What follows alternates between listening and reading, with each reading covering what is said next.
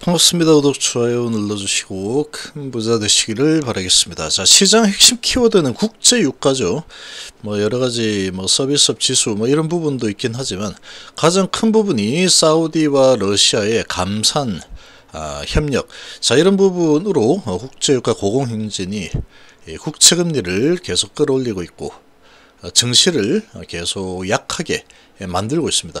이 매수 심리가 좀 계속 살아나기 힘들게 만드는 가장 큰 키워드가 국제유가가 되겠죠. 인플레이션의 핵심이 될 가능성이 아주 높아져 버렸습니다. 자, 이런 분위기가 시장 전체적으로 움직이고 있는 상황이고, HLB는 가만히 보면은 이 단기로 이제 어떻게 좀 들어와서 수익을 내겠다라고 들어온 개인들에게는 거의 수익을 주지 않습니다. 거의 수익을 주지 않는다. 어떻게든 지금 흐름과 같이 아주 힘들게 만들어서 침을 탭했고 그냥 내 더러워서 못하겠다 이렇게 이제 빠져나가게끔 만들고 나서 그 다음에 수익을 갑작스럽게 주는 그런 특성을 가지고 있는 게 HLB 세력들입니다. 자, 웬만해서는 이거 수익을 내기 힘듭니다. HLB로는 특히나 이 바닥권에서 인내심을 발휘하지 못하는 사람들이 거의 엄청나게 많을 겁니다. 그러니까 조금 단기로 좀 들어왔다가 한두 달 정도 기다리다가 결국은 지쳐서 쓰러져 나가는, 결국 이제 손해를 보고 나가게 되겠죠.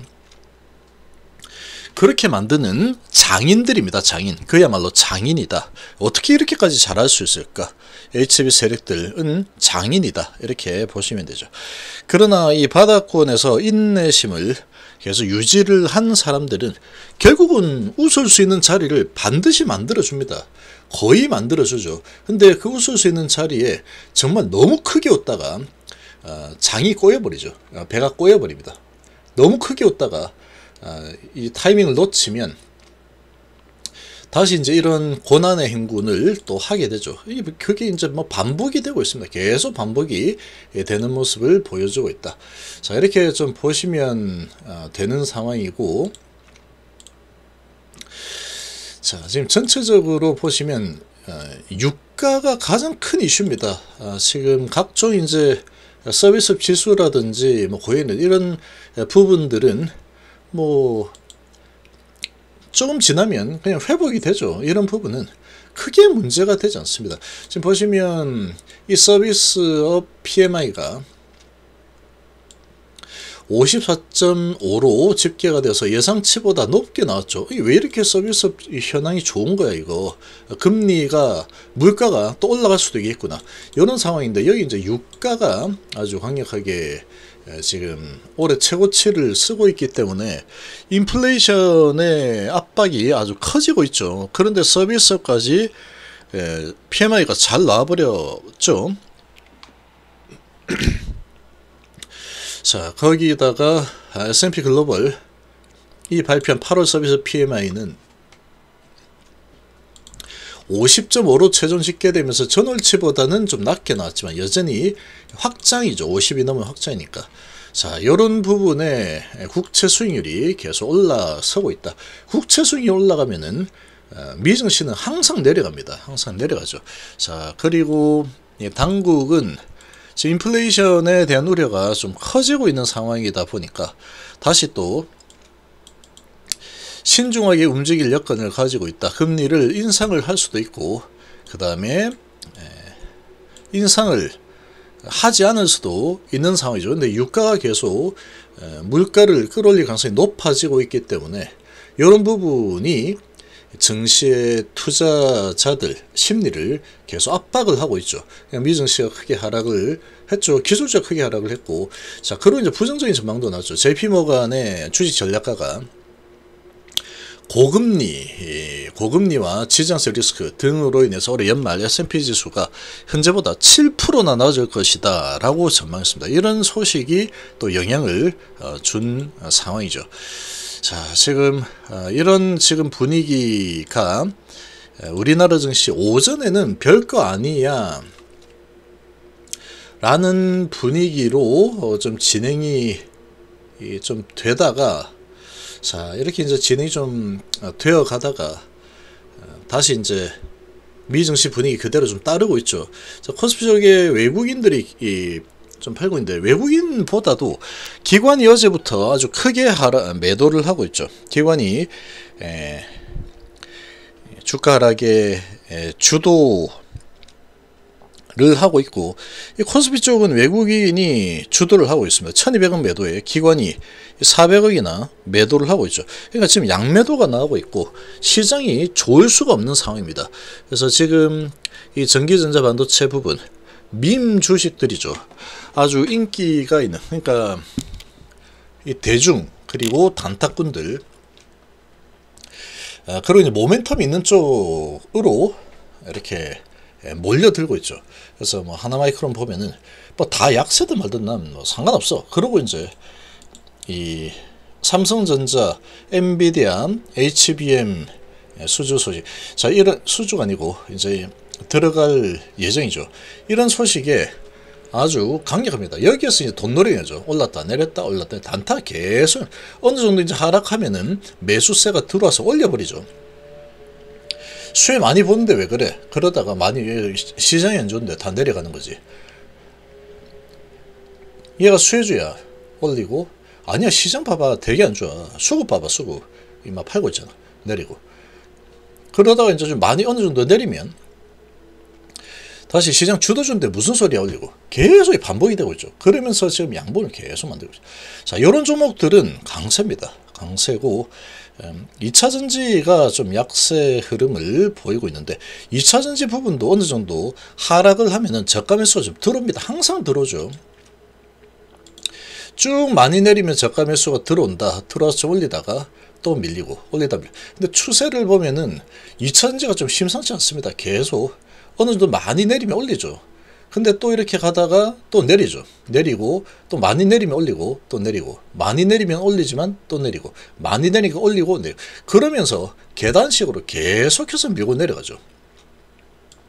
지금도 많이 내리니까 올리죠. 많이 내리니까 올리지만 또 올리다가 또 이제 계단식으로 내려가는 그런 흐름이 지금 나올 가능성이 높습니다. 지금 2차전지 쪽 차익 실현 물량들이 계속 좀 쏟아지고 있는데, 얘들도 비싸게 팔아먹어야 되기 때문에 어느 정도 하락하면 저가면서 들어와서 좀 끌어올려주고, 이게 반복이 되고 있습니다. 이제 볼리는 밴드 하단까지 터치를 한 상황에 한번 다시 또 이제 많이도 하락했다. 2차전지 앞으로 미래는 전기차인데 하고 이제 매수세가 좀 들어오면은 또 올라갈 수도 있겠죠.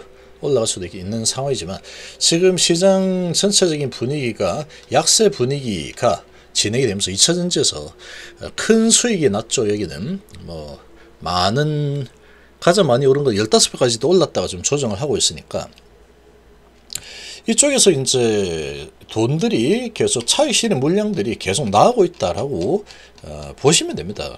그런 흐름이 계속 진행이 되고 있는 상황이고, 그리고 이제 반도체 쪽도 그리 썩 좋지 못하죠. 미증시가 좀 약세를 보였기 때문에 엔비디아가 올해 그 큰 시총이 정말 크게 달렸죠. 200% 이상. 그래서 어제 3% 하락을 하면서 반도체가 약세를 보이는데, 우리나라 반도체는 좀 다릅니다. 우리나라 반도체는 엔비디아 250% 랠리 펼칠 때 삼성전자 주가 보면 이거 뭐 오르지도 못했죠. 얼마 오르지 못했습니다. 그래서 이제 그 하락폭이 뭐 그렇게 크진 않은 상황이지만 전체적으로 보면은 영향을 좀 받고 있죠. 아무래도 금리에 대한 부분이 영향을 좀 주고 있습니다. 그래서 대부분의 섹터들은 다 하락입니다. 다. 이 중국 수혜주들도 전체적으로 오늘 하락 흐름이 좀 나타나고 있고, 분위기가 하락 분위기가 나올 수밖에 없는 상황이죠. 그래서 웬만한 섹터들은 다 하락이다. 그리고 로봇주들이 강세를 보이고 있죠. 로봇주들 쪽이 가장 강력하게 올라서고 있는데, 테마죠. 여기는 테마. 돈 잘 벌어서 올라가는 게 아닙니다. 예전에 이제 바이오 테마 불 때 끝도 없이 오르는 그런 분위기가 로봇에서 나타나고 있죠. 로봇주들에서 돈놀이가 계속 일어나고 있는 상황이다. 여기 쪽에서 계속 일어나고 있죠. 자, 그리고 이제 이쪽이 강세를 보이다 보니 이 바이오 쪽이 여전히 또 별로 힘이 없습니다. 돈들이 전부 다 좀 메인 시장이 좀 약하고 하면은 바이오가 강세를 보이는 경우가 많습니다. 보통 그렇게 예전에는 움직였는데 지금 섹터들이 미래 섹터들이 워낙에 좀 많이 생기다 보니까 또 이제 이번에는 로봇 쪽이 왔다 갔다 흔들어대면서 저희 돈놀이가 펼쳐지고 있죠. 그래서 지금 이 시장의 메이저들이 로봇 쪽에서 놀고 있다. 그러니까 바이오 쪽은 별로 재미가 없죠. 재미가 없는 흐름이 계속 진행이 되고 있는 상황이다. 이렇게 좀 보시면 됩니다. 그래서 이 국제 유가라는 부분 때문에 투자 심리가 많이 위축이 되고 있다. 인플레이션이라는 부분이 되겠죠. 그래서 금리 인상이 추가적으로 또 될 수도 있겠구나. 이렇게 좀 인식이 좀 되고 있습니다.